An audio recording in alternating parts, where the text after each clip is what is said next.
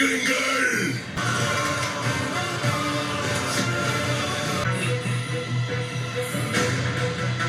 கிடைத்துவிட்டது திட்டம்.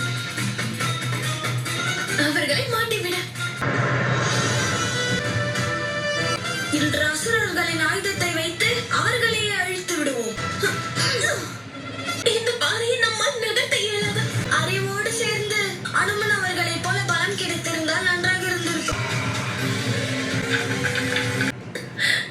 சஞ்சீவனி, நீ எப்பொழுதும் பொழுது புலம்பிக் கொண்டிருந்தாலும் திட்டத்தை மட்டும் பிரமாதமாக கண்டுபிடிக்கிறாய். எந்த ராமநாமத்தால் கடலில் பாறை மிதந்ததோ அதே ராமநாமத்தால் இதை உருட்ட முடியாதா என்ன? நதி அன்னை நிச்சயமாக நமக்கு உதவி செய்வார்.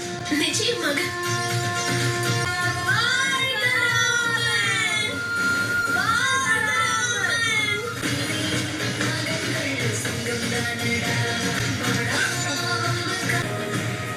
உங்கள் அன்னையை தேடுகின்றீர்களா?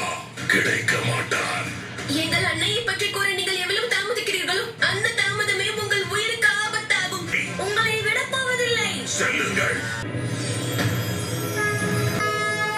நான் தயாராக இருக்கிறேன். நாங்கள் எங்கு ஓடினாலும் எங்களை உயிருடன் விட மாட்டீர்களா நீங்கள்?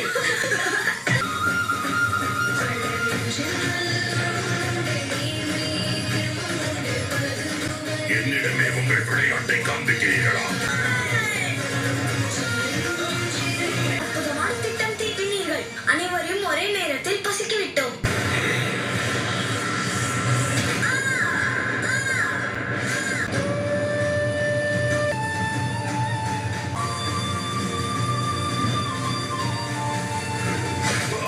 குசன், குசன், என்ன நேர்ந்தது? கண்களை திற. அற்புதம். அங்கே மகனுக்கு காயம் ஏற்பட்டது. இங்கே அன்னையின் கண்களில் கண்ணீர் வழிகிறது. அந்த அசூரியம் தவத்தால் இவருக்கு அதிகமாகும் சக்தியை தடுத்து விட்டால் அடுப்பணையை உடைத்து நதியை நீரால் நிரப்ப வேண்டும். வாருங்கள் என்னோடு. நெல்லுங்கள். உன்னிலையை நம் கையில் எடுக்க வேண்டிய நேரம் வந்துவிட்டது. துரன் வந்து விட்டான். குசன், எழுந்திரு. குசன், வாருங்கள் சென்று விடலாம். நான் எங்கும் வரமாட்டேன். குசன்.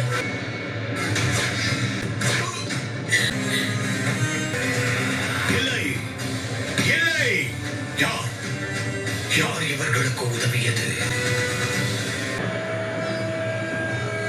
சனகன், மிதிலை மன்னன், சிவத்தொண்டன், நீதிமான், உள்ளத்தில் தூய உள்ளம் உருகும். அனைவரும் எதற்காக என்னை வேடிக்கை பார்க்கிறீர்கள்? செல்லுங்கள். அவர்களை கட்டி இழுத்து வாருங்கள்.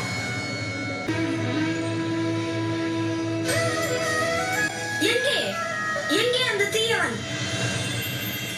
நான் அவனை அழித்திருப்பேனே. ஏன் என்னை எழுப்பினீர்கள்? உங்களை பற்றி கூறுங்கள். நான் அருகில் இருக்கும் ஒரு சின்ன ராஜ்யத்தின் மகாராஜா. நாங்கள் லவன் மற்றும் குசன், வனதேவியின் புதல்வர்கள். மேலும் முனிவர் வால்மீகியின் சீடர்கள் நாங்கள். மகராசுரன் எங்கள் அன்னையை கடத்திச் சென்று கைதியாக்கி விட்டார். நாங்கள் எங்கள் அன்னையையும் இந்த பகுதியையும் அந்த அசுரனிடமிருந்து காப்பாற்றுவதற்காக முயற்சித்துக் கொண்டிருக்கிறோம். நானும் தங்களுக்கு உதவப் போகிறேன்.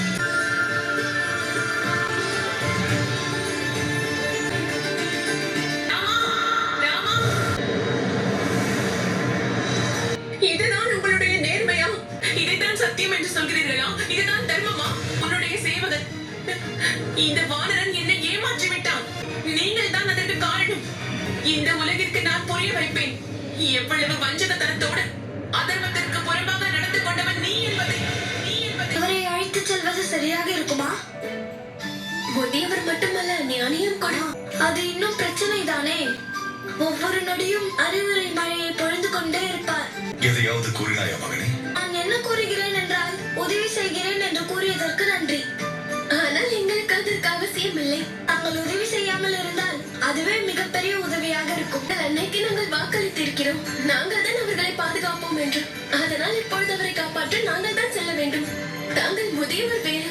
வெகு தூரம் பயணித்து சோர்வாக இருப்பீர்கள். அறிவுரை அனுபவம் நிச்சயமாக எங்களுக்கு கொடுக்க வேண்டும். ஆனால் இப்பொழுது வேண்டாம். இப்பொழுது அன்னையை இருவரையும் முனி சிறுவனாகவும் அரச குமாரர்களாகவும் என் பார்வைக்கு தெரிகிறது. பதிலுக்கு ஒரே ஒரு பேராசைதான். நான் அந்த தேவியை தரிசனம் செய்ய வேண்டும். அதாவது உங்களை போன்ற மாவீரர்களை பெற்றெடுத்து பண்புகளை கற்றுக் கொடுத்த அன்னையை காண வேண்டும். உங்கள் தந்தையை பற்றி கூறவில்லை.